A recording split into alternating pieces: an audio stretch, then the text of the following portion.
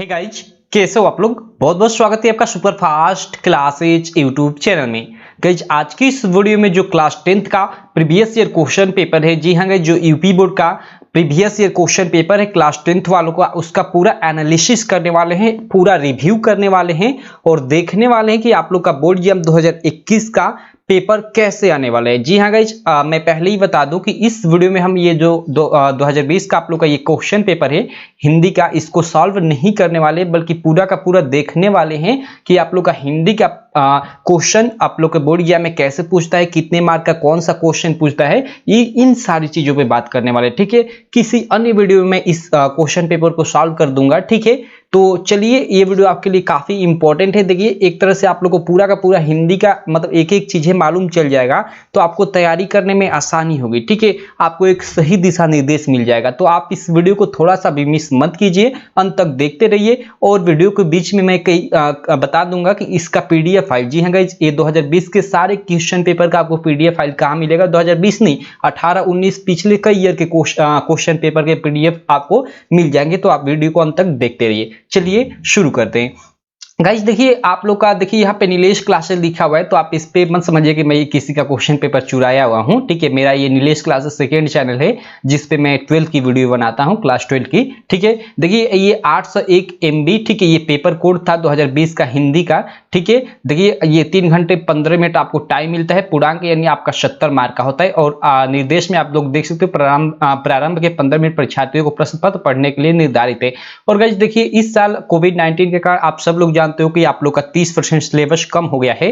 तो आप ये मत सोचना कि आप लोग का जो 30% सिलेबस कम हुआ है तो ये जो पेपर का पैटर्न है पूरा का पूरा बदल जाएगा, पेपर किसी अलग तरीके से आएगा, ऐसा नहीं है। देखिए, जिस मतलब अगर आपका 30% सिलेबस कम हुआ है, ठीक है, तो जो चीजें हटा दी गई है ये वो होगा कि इस जो ये पेपर आप लोग का ये बनेगा, इसमें मतलब उससे रिलेटेड क्वेश्चन नहीं होंगे। ठीक है, लेकिन आप लोग का जो पेपर का पैटर्न होगा सेम इसी के आधार पर, जो 2020 का आप लोग का क्वेश्चन पेपर था इसी के आधार पर रहेगा। ठीक है, तो देखिए इसमें हम देखते हैं, देखिए जो सबसे पहला प्रश्न होता है, ठीक है, आप लोग का जो सबसे पहला प्रश्न होता है उसका क होता है कि निम्नलिखित कथनों में से कोई एक कथन सही है उसे पहचान कर लिखिए। ठीक है, और यह 1 मार्क का होता है। और देखिए इस तरह ये 4 कथन लिखा होता है। ठीक है, इसमें से कोई एक सही होता है, उससे पहचान कर आपको लिखना होता है। ठीक है, देखिए आप चैनल को सब्सक्राइब कर लीजिए और बेल आइकन को दबा लीजिए। आगे चलकर मैं आपको ये भी बताऊंगा कि बोर्ड एग्जाम में कैसे लिखें। ठीक है, बोर्ड एग्जाम में सही अच्छे से कैसे लिखें। ठीक है, चलिए, तो ये पहला प्रश्न के अंतर्गत ये क प्रश्न आपका इस तरह आता है। ठीक है, और ख जो प्रश्न होता है देखिए कुछ इस प्रकार का आता है कि निम्नलिखित कृतियों में से किसी एक कृति के रचयिता का नाम लिखिए। ठीक है, और देखिए इसमें आपका ये 4 ठे ऑप्शन दिया रहता है। अब आपको देखिए चारों ठे मालूम रहे तो चारों को नहीं लिखना होता है, किसी एक को लिखना होता है। लाइक जैसे रस मीमांसा, तो इसका आप लिख देंगे आचार्य रामचंद्र शुक्ल, बस एक ही लिखना होता है, चारों में से किसी एक का, क्योंकि यहाँ क्वेश्चन में बोल रहा है कि निम्नलिखित कृतियों में से किसी एक कृति के रचयिता का नाम लिखिए। क्लियर है आपको। उसके बाद देखिए आपका ग प्रश्न हो गया, ठीक है, कि बट पीपल के रचयिता का नाम उल्लेख कीजिए। ओके, बट पीपल के लेखक कौन है, तो आपको इस तरह लिख देना है। ठीक है, उसके बाद घ इसका प्रश्न होता है कि नीर का निर्माण फिर गद्य विधा पर आधारित रचना है। ओके, नीर का निर्माण आप जानते हो, ठीक है, कि आत्मकथा विधा की रचना है। ठीक है, तो आपको सिंपल सा घ का उत्तर इस तरह, घ का उत्तर इस तरह लिखकर और आपको लिख देना है कि आत्मकथा, इसी तरह। ठीक है, देखिए लिखने का तरीका मैं किसी और वीडियो में बताऊंगा। इस वीडियो में मैं आपको केवल बता रहा हूं कि कैसा मतलब आपका क्वेश्चन पेपर आता है। उसके बाद देखिए इसी में का अंग प्रश्न है कि रिपोर्टार्ज साहित्य विधा के किन्हीं 2 लेखकों का नाम लिखिए। तो देखिएगा ये जो रिपोर्टार्ज, आत्मकथा या फिर कहानी, ऐसी सब जो विधाएं हैं जो मतलब काफी प्रसिद्ध है, उनमें से मतलब 2 लेखकों के नाम और उनकी लाइक रचनाओं के नाम आप याद कर लीजिए। क्योंकि देखिए कभी कभी ये पूछ देता है कि रिपोर्टार्ज साहित्य विधा के किन्हीं 2 लेखकों के नाम, कभी कभी पूछ देते आत्मकथा साहित्य विधा के किन्हीं 2 लेखकों के नाम, कभी कभी पूछ दे कहानी। तो आपको याद रहना चाहिए, ठीक है, सभी विधाओं में से 2 लेखकों के नाम एकदम कंफर्म रहने चाहिए। क्लियर है, 2 मतलब लेखकों के नाम और उनकी 2 रचनाओं के नाम, ठीक है, सभी विधाओं में से, लाइक कहानी, आत्मकथा, नाटक, सभी विधाओं में ये याद रहने चाहिए। क्योंकि कौन आ जाएगा इसकी तो कोई गारंटी नहीं है। ठीक है, उसके बाद देखिए दूसरा प्रश्न होता है आप लोग का ये भी मान लीजिए एक तरह से बहुविकल्पीय टाइप का भी होता है। जैसे रीतिकाल की किन्हीं 2 प्रवृत्तियों का उल्लेख कीजिए। देखिए प्रवृत्ति मतलब वही विशेषताएं। ठीक है, तो रीतिकाल की कोई दो विशेषता आपको लिखना होता है, ठीक है। इसी प्रकार देखिए क्षयवाद, इसमें भी देखिए यहाँ क्षयवाद काल का है, यहाँ रीतिकाल का है, इसमें भी कई काल है, रीतिकाल, क्षयवाद काल, उसके बाद प्रयोगवादी काव्यधारा, देखिए यहाँ पे सभी दिया। उसके बाद आप अपनी बुक में देखोगे तो काफी मतलब कई काल होंगे, सभी कालों के आप दो दो प्रवृत्तियों को याद कर लीजिएगा, ठीक है। खासकर देखिए रीतिकाल और क्षयवादी काल लगभग हमें, रीतिकाल, क्षयवादी तो नहीं कहूंगा लेकिन रीतिकाल हर साल आता है, तो रीतिकाल की कोई भी दो विशेषता आप याद करें, दो नहीं 3-4 याद कर लीजिएगा कि मान लीजिए एक दो आप एग्जाम में भूल जाए तो आराम से लिख सके, और मान लीजिए दोनों लिख देंगे तो आपको आसानी से 2 मार्क मिल जाएगा। उसी तरह क्षयवाद काल की दो विशेषताएं लिख देंगे तो उसका 2 मार्क। उसी प्रकार देखिए ये प्रश्न पूछा है कि प्रयोगवादी काव्यधारा किन्हीं एक प्रवृत्ति का, ओके, किसी एक प्रवृत्ति का नाम लिखना है, दो नहीं लिखना है, तो एक कोई भी प्रवृत्ति यानी वही विशेषता लिखेंगे तो उसका 1 मार्क हो जाएगा। तो इस तरह आपका पहला और दूसरा प्रश्न होता है, ठीक है। उसके बाद देखिए तीसरा प्रश्न आप लोग का होता है, ठीक है, गद्यांश का, ठीक है। इससे पहले मैं आपको बताना चाहूंगा, ठीक है, इसके पीडीएफ फाइल का, ये जो आपका ये पेपर है, ये क्वेश्चन पेपर है, इसका पीडीएफ फाइल आपको कहाँ मिलेगा। गाइज मैं आपको बताना चाहूंगा कि हमारी एप्लीकेशन है, हमारे सेकंड चैनल अभी जो ऊपर बताया मैं, नीलेश क्लासेज, उसी नाम से, ठीक है, आपको प्ले स्टोर पे मिल जाएगा। आप नीलेश क्लासेज सर्च करेंगे तो हमारी एप्लीकेशन आ जाएगी, या उसका लिंक इस वीडियो के डिस्क्रिप्शन में भी मिल जाएगा, ठीक है। वहाँ आपका 2020 के सारे क्वेश्चन पेपर अवेलेबल है, 2020 के, 2018 के, 2019 के, मतलब पिछले कई ईयर के वहां पे क्वेश्चन पेपर अवेलेबल है एकदम बेस्ट क्वालिटी में, इसी तरह जो आप स्क्रीन पे देख रहे हो। तो वहां से जाकर आप अपना प्रीवियस ईयर क्वेश्चन पेपर देख सकते हैं, उसको सॉल्व कर सकते हैं, ठीक है। उसका सॉल्यूशन भी मैं आगे चलकर उसका सॉल्यूशन भी एकदम अपनी एप्लीकेशन पे लाऊंगा, तो आप हमारी एप्लीकेशन नीलेश क्लासेस डाउनलोड कर सकते हो, जिसका लिंक इस वीडियो के डिस्क्रिप्शन में है। और गाइज अगर आप हमारा पेड कोर्स ज्वाइन करना चाहते हो तो मैं बता दूं कि मात्र आप 299 में, जी हाँ गाइज 299 रुपए में आप हमारा पेड कोर्स ज्वाइन कर सकते हो पूरे साल के लिए, जिसमें आपकी बोर्ड एग्जाम की एकदम अच्छे से तैयारी कराई जाएगी, और जिसमें आपको सारे सब्जेक्ट है, जी हाँ guys, Hindi, English, physics, chemistry, sorry physics chemistry आप में नहीं है, मतलब वही साइंस में आपका फिजिक्स है, केमिस्ट्री है, बायो है, मतलब सारी चीजों का, यहाँ तक कि आपको सोशल साइंस का भी नोट्स एकदम बेस्ट क्वालिटी में मिल जाएगा। आप स्क्रीन पे देख सकते हो सोशल साइंस के नोट्स का सैंपल, ठीक है, एकदम बेस्ट क्वालिटी में मिल जाएगा। मात्र 299 रुपए आपको पेमेंट करना होगा पूरे साल के लिए, ठीक है। तो अगर आप मेरा पेड कोर्स ज्वाइन करना चाहते हैं तो आपको स्क्रीन पे मेरा नंबर दिख रहा होगा, या डिस्क्रिप्शन में भी मेरा नंबर दिख जाएगा, आप कॉल कर सकते हैं, ठीक है। चलिए देखिए ये आप लोग का जो तीसरा प्रश्न होता है, यह होता है निम्नलिखित गद्यांशों में से किसी एक गद्यांश के नीचे दिए गए प्रश्न के उत्तर दीजिए, ओके। यानी आप लोग को एक गद्य से, आप जानते हो गद्य पद्य आप लोग का हिंदी का 2 भाग है, एक गद्य एक पद्य। तो पहले क्या करता है कि तीसरे प्रश्न के क के अंतर्गत क और ख, ठीक है, इसमें आपका एक गद्यांश, देखिए इसको हम गद्यांश बोलते हैं, इंग्लिश में इसको पैसेज बोलते हैं, तो इस तरह गद्यांश दे देगा। इसमें देखिए क देगा और नीचे आप लोग देख सकते हो ये ख देगा, ठीक है। तो दोनों में से कोई एक करना होता है, ठीक है। आपको अगर क आ रहा है तो क कीजिए, या ख आ रहा है तो आप ख कीजिए, क्लियर है। और देखिए इसमें क्या होता है कि मतलब देखिए इसे ये आपका पैसेज दे दिया एक तरह से, मतलब गद्यांश दे दिया, ठीक है। और नीचे इससे रिलेटेड 3 प्रश्न होता है। फर्स्ट प्रश्न होता है उपयुक्त गद्यांश का संदर्भ लिखिए, इसका संदर्भ लिखना होता है, मतलब संदर्भ लिखने के लिए आपको पहचानना पड़ता है कि यह किस लेसन से है, ठीक है, यह जो लाइन से किस लेसन से है। तो आपको जो भी आप गद्य में जितने भी लेसन हैं आप एकदम सारे लेसन को अच्छे से पढ़िएगा, नहीं तो आप समझ ही नहीं पाओगे। अगर आपको ये लाइन दे दी जाएंगी तो आप समझ ही नहीं पाओगे कि यह किस लेसन से है, ठीक है।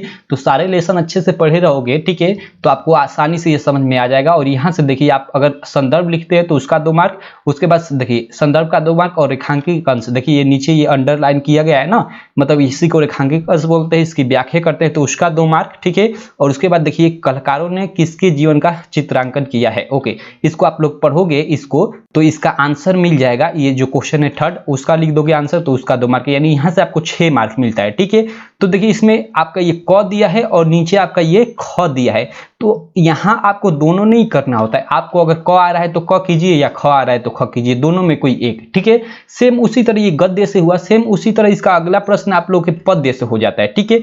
उसमें गद्य था तो गद्य से रिलेटेड आप लोग का मतलब ये पैसेज दिया रहता है, ठीक है। इसमें पद्य होता है तो पद्यांश दिया रहता है, यानी पद्य से आप लोग का पैसेज दिया रहता है, ठीक है। आप लोग ये देख सकते हो, इसमें भी आप लोग का क और ख दिया रहता है, ठीक है। और दोनों में से कोई एक करना होता है, आपको जो आ रहा है, अगर क आ रहा है तो क कीजिए, और अगर ख आ रहा है तो ख कीजिए, और सही सही करते हैं तो आपको 6 मार्क यहाँ से भी मिल जाएगा। इसमें क्या करना होता है कि देखिए निम्नलिखित गद्यांशों में से किसी एक गद्यांश की संदर्भ सहित व्याख्या कीजिए, ओके, संदर्भ सहित व्याख्या करना होता है, ठीक है। इसका क्लियर है आपको? आई होप ये आप लोग को ये क्वेश्चन भी चौथा क्वेश्चन भी क्लियर हो गया होगा, ठीक है। चलिए अगले प्रश्न पे चलते हैं। अगला प्रश्न देखिए, पांचवा प्रश्न होता है। पांचवे के क ख दो प्रश्न होते हैं, ठीक है। तो क में क्या होता है कि निम्नलिखित लेखों में से किसी एक लेखक का जीवन परिचय दीजिए तथा उसकी एक रचना का नाम लिखिए। ओके, मतलब इसमें क्या होता है कि आप गद्य से मतलब कोई 3 थे आपको लेखक का नाम दे देगा, ठीक है। किसी 3 थे लेखक का नाम दे देगा जो आपके मतलब गद्य के हैं, गद्य में जो जिन्होंने मतलब आपके लेसन में पाठ होगा आप लोग देखे होंगे, उन्हीं में से किसी 3 का यहाँ पे ऑप्शन दे देगा। इन तीनों में से, ठीक है, इन तीनों में से किसी एक का नाम लिखना, सॉरी एक का आपको जीवन परिचय लिखना होगा और उनकी एक रचना का नाम लिखना होगा। आई होप गाइज जी यहाँ आपको सारी चीजें क्लियर हो गई होंगी, ठीक है। आपके देखिए ये गद्य से किन्हीं 3 लेखकों का यहाँ ऑप्शन देगा और तीनों में से जिसका जीवन परिचय आपको याद है, ठीक है। मान लीजिए 2 का याद है तो ऐसा नहीं कि आप 2 का लिख दीजिए, किसी एक का जीवन परिचय और उसकी एक रचना का आप नाम लिखेंगे तो आपको 3 मार्क मिल जाएगा। सेम उसी तरह इसका ख हो जाएगा।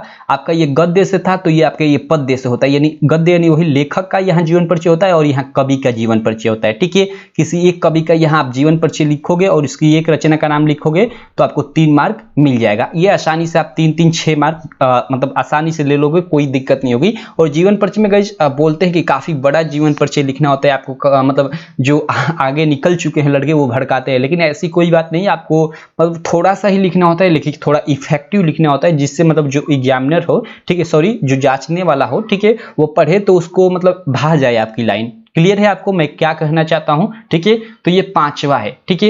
ये 5वां प्रश्न इस तरह आता है। 6वां प्रश्न देखिए आपके संस्कृत से आता है कि नहीं संस्कृत गद्यांश का संदर्भ सहित हिंदी में अनुवाद कीजिए। ओके, और देखिए इसमें भी अथवा का ऑप्शन रहता है, एक श्लोक दिया रहता है और एक तो आपका ये साधारण गद्यांश दिया रहता है। देखिए ये वाराणसी नगरी आपका एक लेसन है शायद उसमें का ये है, ठीक है, और ये एक अथवा देकर देखिए एक श्लोक दिया है। तो इन दोनों में से, ठीक है, निम्नलिखित संस्कृत गद्यांश का संदर्भ सहित हिंदी में अनुवाद करना है। तो ये अथवा लिखा है मतलब इसकी तो इसका कीजिए ऊपर वाले को कि तो नीचे वाले को, क्या करना है आपका संदर्भ लिखना है और हिंदी अनुवाद उसका करना है। तो देखिए इसमें संदर्भ लिखने में इसमें क्या होता है कि इसमें लेखक या कवि का मतलब नाम नहीं लिखना होता, क्योंकि इसमें लेखक और कवि नहीं होते। इसमें इस तरह लिखना होता है कि मतलब प्रस्तुत गद्यांश, ठीक है, या प्रस्तुत संस्कृत गद्यांश हमारी पाठ्य पुस्तक हिंदी के, ठीक है, सुभाषितानी पाठ से लिया गया है। बस इतना आप करते हैं, आगे लेखक का नाम नहीं लिखना होता है, ठीक है, क्योंकि इसमें लेखक या कवि नहीं होते। क्लियर है आपको। और व्याख्या क्या हुआ, व्याख्या नहीं करना होता है, हिंदी अनुवाद करना होता है। तो हिंदी अनुवाद अब इसका क्या अर्थ है उसका हिंदी अनुवाद करना होता है। तो इस तरह आपको मतलब संदर्भ लिखने का 1 मार्क और हिंदी अनुवाद करने का 3 मार्क यानी 4 मार्क यहाँ से आपको मिल जाते हैं प्रश्न संख्या 6वें के अंतर्गत, ठीक है। उसके बाद चलिए हम प्रश्न संख्या 7 पे चलते हैं। 7वें के आप देख सकते हैं क प्रश्न होता है। इसमें देखिए आपके मतलब अपनी पाठ्य पुस्तक से कंठस्थ किया हुआ कोई एक श्लोक लिखिए जो इस प्रश्न पत्र में न आया हो। ओके, आपके मतलब जो आपकी पाठ्य पुस्तक यानी बुक है उसमें से एक श्लोक लिखना होता है और जो इस प्रश्न पत्र में ना आया हो। लाइक देखिए अभी ऊपर यहाँ संदर्भ व्याख्या का संदर्भ और हिंदी अनुवाद करने को यहाँ एक आया है, तो ये नहीं कि इसको ही आप यहाँ मतलब इस क्वेश्चन की जगह लिख दे, नहीं, इसके अलावा कोई और लिखना होता है, ठीक है। तो इसलिए मैं बोलूंगा कि आप अपनी बुक से कम 3 ठे श्लोक याद कर लीजिए, 3 या 4 ठे श्लोक याद कर लीजिएगा, अच्छा रहेगा, ठीक है। उसके बाद चलिए इसका क के बाद ख प्रश्न रहता है कि निम्नलिखित प्रश्नों में से किन्हीं 2 प्रश्नों के उत्तर संस्कृत में दीजिए। ओके, ये प्रश्न आपके मतलब बुक से ही पूछता है, संस्कृत वाला जो भाग होता है पीछे वाला पढ़ते हैं उसी से, ठीक है। इसमें 4 ठे मतलब प्रश्न रहता है और इसमें से किसी 2 का उत्तर जिसका आप आ रहा है उसका उत्तर दे दीजिए और 1-1 मार्क दोनों क्वेश्चन यानी 2 मार्क 2 क्वेश्चन का आपको मिल जाएगा, ठीक है। उसी प्रकार देखिए 8वां प्रश्न होता है, ये क ख ग इन तीनों का ये निश्चित होता है। जी हाँ गाइस, ये प्रश्न निश्चित होता है। देखिए करुण अथवा हास्य रस, ठीक है, की परिभाषा उदाहरण सहित लिखिए, ठीक है। उसके बाद उपमा अथवा रूपक अलंकार की परिभाषा उदाहरण सहित लिखिए। रोला अथवा सोटा छंद की परिभाषा तो उदाहरण, मतलब ये क्वेश्चन आप लोग का एकदम निश्चित होता है। इसको मैं एकदम अच्छे से करवाऊंगा, ठीक है। पिछले साल का मैं करवा भी चुका हूं, आप सर्च करिएगा रस बाई सुपर फास्ट क्लासेज, ऐसे सर्च करेंगे ना तो आपको पूरा का पूरा रस आ जाएगा, ठीक है। या चैनल पे आप प्लेलिस्ट में हिंदी की प्लेलिस्ट में जाइएगा, चैनल पे जाइएगा, उसके बाद प्लेलिस्ट में जाएगा, हिंदी में जाएंगे तो इन सारी चीजों का सॉल्यूशन आपको मिल जाएगा। क्लियर है। तो यहाँ से 8वें प्रश्न के अंतर्गत आपको 2 2 4 2 6 8 नंबर क्लियर होता है, ठीक है। और ये निश्चित होता है कि ये हर साल आता है, ठीक है। इसमें केवल मतलब इसमें देखिए इसमें हास रस और करुण रस, ठीक है, और उसके अलावा एक और रस है, उन्हीं तीनों रसों के अलावा आप में मतलब इसमें उन्हीं तीनों में से पूछता है कोई 2, ठीक है। तो और उसके बाद उपमा अथवा रूपक, देखिए इसमें भी अथवा किया है, उपमा का लिखना है अथवा रूपक का, किसी एक का, ठीक है। इसमें 3 अलंकार है, तीनों का आप याद कर लेंगे या किसी 2 का भी याद कर लेंगे तो एक तो आ ही जाएगा क्योंकि अथवा रहता है। बात को समझते हैं मेरी, ठीक है। चलिए इसको मैं अच्छे से करवाऊंगा आगे चलकर। यहाँ बस ये रखिए, याद रखिए कि ये प्रश्न जो होते हैं निश्चित होते हैं, ठीक है। आप ये करुड़ अथवा हास्य रस, करुड़ रस, हास्य रस, उपमा, रूपक और रोला सोठा, इन छह की अगर डिफिनीशन उदाहरण सहित याद कर लेते हो तो समझ जाओ कि आपका यहाँ से 6 मार्क क्लियर हो जाएगा, कोई नहीं रोकेगा, ठीक है। चलिए अगला प्रश्न 9वां प्रश्न देखते हैं। 9वें प्रश्न का क आप देख सकते हो, निम्नलिखित उपसर्गों में से किन्हीं 3 के मेल से एक एक शब्द बनाइए। ओके, ये उपसर्ग दिया है, ठीक है, इनसे कई ठे यहाँ पे दिया है, इनसे किसी 3 को लेकर उसको क्या करना है कि एक शब्द के रूप में बनाना है। तो आप उपसर्ग पढ़े होंगे, नहीं पढ़े होंगे तो मैं पढ़ाया हूं, ठीक है। मतलब जो किसी शब्द के पहले लगता है वही उपसर्ग होता है। जैसे देखिए यहाँ अप है तो अप और मान, ठीक है, अपमान एक शब्द बन गया, उसके पहले अप लगा, अपमान के पहले अप लगा है ना, यही अप क्या है, उपसर्ग है। तो इसी तरह होता है और सेम नीचे होता है उसी तरह आप लोग का ये प्रत्यय जो मतलब बाद में लगता है, ठीक है। तो ये काफी आसान होता है, आप यहाँ से 3 और 2 5 नंबर आसानी से गेन कर लोगे, कोई दिक्कत नहीं होगी, ठीक है। उसके बाद ग प्रश्न आप लोग देख सकते हो कि निम्नलिखित में से किन्हीं 2 के समास विग्रह कीजिए। ओके, इसमें से किसी 2 का समास विग्रह करना होता है, ठीक है, आप आसानी से कर लोगे। समास तो मैं पीछे का पढ़ाया हुआ हूँ लेकिन फिर आपको पढ़ाऊंगा, कोई दिक्कत नहीं है। आप चैनल को सब्सक्राइब कर लीजिए, ठीक है, आगे आपको सारी वीडियोज आपके बोर्ड एग्जाम से रिलेटेड मिलती रहेंगी, ठीक है। उसके बाद इसका घड़ी का प्रश्न है कि निम्नलिखित में से किन्हीं 2 शब्दों के तत्सम रूप लिखिए। ओके, इसका तत्सम रूप यानी शुद्ध आप तत्सम तद्भव शब्द पढ़े होंगे, 5वीं कक्षा से ही पढ़ते आ रहे हैं, आप आसानी से कर लेंगे, ठीक है। उसके बाद घड़ी का अंग देखिए, निम्नलिखित में से किन्हीं 2 शब्दों के 2 परिवाची शब्द लिखिए। अब देखिए ये परिवाची शब्द एकदम आसान होता है, आप जो एकदम शुरू से पढ़ते आ रहे हो छोटे पर से वही एकदम, ऐसा नहीं कि कोई एडवांस परिवाची शब्द पूछता है, नहीं, एकदम नॉर्मल परिवाची शब्द पूछता है। देखिए कमल, गंगा, दीन, नदी, पुष्प, आई होप इसका आप सब लोग मतलब सबका आप जानते होंगे और सब लोग जानते होंगे, ठीक है। तो केवल 2 का, इसमें से कोई 2 लेना है और उनका 2 परिवाची शब्द लिखना है, ठीक है। तो ये भी क्वेश्चन आई होप आप लोग को क्लियर हो गया होगा, ठीक है। अब चलिए इसके बाद हम अगले प्रश्न पे चलते हैं। अगला प्रश्न होता है 10वां प्रश्न। इसका को आप लोग देख सकते हो कि निम्नलिखित में से किन्हीं 2 में संधि कीजिए तथा संधि के नाम लिखिए। ओके, इसमें से किसी 2 में क्या करना होता है कि आपको संधि करना होता है और संधि का नाम लिखना होता है कि उसमें कौन सी संधि है, ठीक है। संधि भी मैं आपको एकदम अच्छे से पढ़ाऊंगा, ठीक है, कोई दिक्कत नहीं। ऐसे तो मैं ये सारी चीजें, सारा जितना चीज है ये पिछले साल का कवर कर चुका हूँ, आप चाहो तो आप प्लेलिस्ट में जाकर ये सारी चीजें देख सकते हो, ठीक है। फिर इस साल नया साल है तो फिर इस साल मैं पढ़ाऊंगा, कोई दिक्कत नहीं। उसके बाद देखिए इसका ख प्रश्न होता है कि निम्नलिखित शब्दों के रूप तृतीय विभक्ति बहुवचन में लिखिए। अब देखिए इसमें क्या होता है कि इसमें पता नहीं चलता है कि कौन चीजें कैसे आएंगी, ठीक है। तो ये कुछ चीजों का याद करना पड़ता है जो इंपॉर्टेंट होते हैं, सारी चीजें मैं बताऊंगा इंपॉर्टेंट कौन कौन सी है, ठीक है। और इसका एक मैं ट्रिक भी बताऊंगा, ठीक है, इसका एक ट्रिक भी बताऊंगा जिससे आप पकड़ सकते हैं, ठीक है। तो चलिए अब अगला क्वेश्चन देखते हैं। इसका ये निम्नलिखित में से किसी एक धातु लकार पुरुष तथा वचन का उल्लेख कीजिए। देखिए तो इसमें देखिए, इसमें आप लोग जैसे इंग्लिश में सेंटेंस बनाते हो, ठीक है, इंग्लिश में ट्रांसलेशन करते हो, ठीक है, उसी तरह संस्कृत में ट्रांसलेशन करने के लिए आपको 5 रूप आते हैं, धातु के 5 रूप आते हैं, ठीक है। तो 5 याद कर लेंगे तो काफी अच्छा रहेगा, ठीक है। किसी भी मतलब कोई भी लाइन दी जाए तो आप उसका संस्कृत में आसानी से अनुवाद कर लोगे, ठीक है। और उसी में से ये देखिए लिखने को आता है, ठीक है, तो आप इसको आसानी से कर लोगे, कोई दिक्कत नहीं होगी, ठीक है। ये 2 मार्क का क्वेश्चन होता है। उसके बाद देखिए इसका घड़ी का होता है कि निम्नलिखित में से किन्हीं 2 वाक्यों का संस्कृत में अनुवाद कीजिए, ठीक है। अब देखिए इसमें से आप, ये भी काफी आसान होता है, ठीक है। 4 थे दिया, इसमें से किसी 2 का लेकर आपको हिंदी में अनुवाद क्या करना है, सॉरी संस्कृत में अनुवाद करना है, ठीक है। हिंदी तो दिया है, संस्कृत में अनुवाद करना है और प्रत्येक क्वेश्चन का 1-1 मार्क यानी 2 मार्क यहाँ से आपको क्लियर हो जाएगा, ठीक है। उसके बाद देखिए यहाँ नीचे आ जाते हैं 11वें प्रश्न पे। 11वां प्रश्न देखिए निम्नलिखित विषयों में से किसी एक विषय पे आपको निबंध लिखना होता है और देखिए इसमें कई ठे ये ऑप्शन दिया हुआ है, जल संरक्षण की आवश्यकता, मेरे प्रिय कवि, ठीक है, यातायात नियमों का पालन। तो देखिए काफी लोग क्या करते हैं कि मतलब ये याद करने में लग जाते हैं, मतलब निबंध याद कर, निबंध कभी याद थोड़े होगा भाई। देखिए निबंध खुद से लिखना होता है, ठीक है। जैसे बेरोजगारी की समस्या ले लिया आप, मतलब अब बेरोजगारी की समस्या ले लिए तो अब इस पे आप मतलब टॉपिक बना सकते हैं कि बेरोजगारी की क्या क्या समस्याएं हैं, ठीक है। आप शहर में बेरोजगारी ले सकते हैं, शहर में बेरोजगारी कैसे है, ठीक है, या फिर गाँव पे ले सकते हैं, ठीक है। और इस पे मतलब अपना जो आपके दिमाग में आता है आप लिख सकते हो। ऐसा नहीं कि आप जैसे बुक में एकदम प्रोफेशनल टाइप का लिखा होता है तो आप प्रोफेशनल लिखो, ऐसा नहीं होता है, ठीक है। आप अपनी टूटी भूसी मतलब कैसी भी भाषा में, ठीक है, आप मतलब जैसे आप लिख सकते हो आप लिखोगे, ठीक है। ऐसा नहीं कि आप लिखोगे वैसे मतलब इफेक्टिव शब्द नहीं लिखोगे तो आपका मार्क कट जाएगा, ऐसा नहीं होता है, ठीक है। केवल देखिए जो एग्जामिनर होता है वो आपका विचार को जानना चाहता है, ठीक है। ऐसा नहीं कि आप एकदम प्रोफेशनल तरीके से लिखो जैसे बुक्स में लिखा रहता है, तो आप आसानी से जैसे आपको आ रहा है इसको लिखेंगे, ठीक है। इसका भी मैं एकदम लिखवा कर एकदम अच्छे से बताऊंगा, कोई दिक्कत नहीं है, ठीक है। उसके बाद चलिए 12वां प्रश्न होता है कि अपने पठित खंड काव्य के आधार पर निम्नलिखित प्रश्नों में से किसी एक प्रश्न का उत्तर दीजिए, ठीक है। और ये 3 मार्क का होता है और ये आपका लास्ट प्रश्न होता है, ठीक है। अब देखिए आपकी ये क्वेश्चन बुक क्वेश्चन जो बैंक आती है लाइक विद्या प्रकाशन या अलग जैसे अवतार, मास्टरमाइंड, ये सब, तो उसमें आप लेंगे ना, ये आपके बुक में भी पीछे ये दिया रहता है, ठीक है। और ये देखिए इसमें क्या कीजिएगा कि देखिए खंड काव्य दिया रहेगा तो उसके ऊपर लिखा रहेगा कि इन इन जिलों के लिए निर्धारित, ठीक है। तो आपका मतलब आपका जिला जिस मतलब जहां हो उसी का खंड काव्य याद करना होता है, ठीक है, न कि दूसरे किसी जिले का, ठीक है। और उसमें से ये मतलब आसानी से ये फंस जाता है और आप आसानी से लिख लोगे, ठीक है।